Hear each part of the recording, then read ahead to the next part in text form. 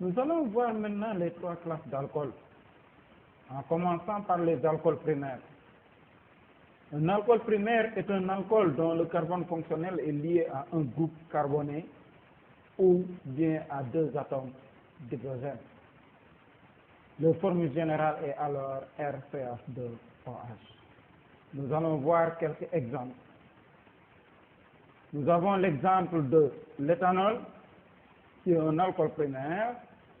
Un deuxième exemple, le diméthylpropane, un ol. Un troisième exemple que l'on a déjà vu, le 2-phényléthanol. Nous pouvons voir l'exemple du méthanol, qui est aussi un alcool primaire, mais ne répond pas à la règle, puisque le carbone fonctionnel n'est lié à aucun groupe carboné, ou bien est lié à trois atomes d'hydrogène. Mais le méthanol est considéré comme étant un alcool primaire, puisqu'ayant les mêmes propriétés chimiques. Nous allons voir maintenant les alcools secondaires. Ce sont les alcools dont le carbone fonctionnel est lié à deux groupes carbonés ou à un seul atome d'hydrogène. Leur formule générale est RCHOH. Nous allons donner quelques exemples. Le premier exemple est le cas du propane 2-ol. Un deuxième exemple, que l'on a déjà vu, le phényléthanol. Un troisième exemple, le 3-méthylbutane 2-ol. Les alcools tertiaires. Les alcools tertiaires sont les alcools dont le carbone fonctionnel est lié à trois groupes carbonés ou aucun atome d'hydrogène. Voilà donc les formules générales. Nous allons donner des exemples. Nous avons cet exemple, dont le nom est le 2-méthylbutane 2-ol.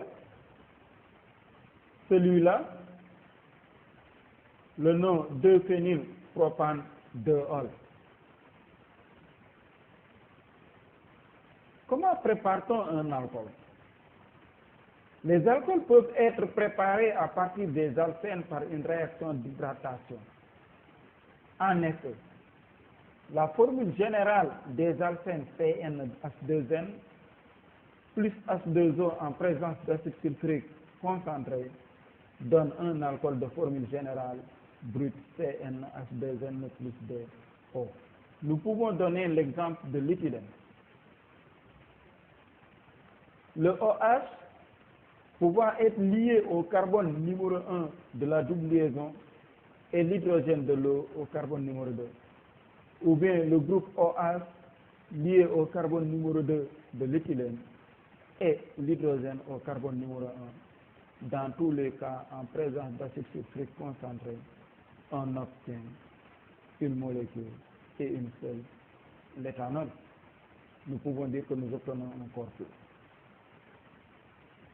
C'est toujours le cas lorsque l'alcène est symétrique. Vous pouvez constater, en coupant la molécule d'alcène par cet axe, nous obtenons deux parties identiques. Mais qu'est-ce qu'on obtient si l'alcène n'est pas symétrique?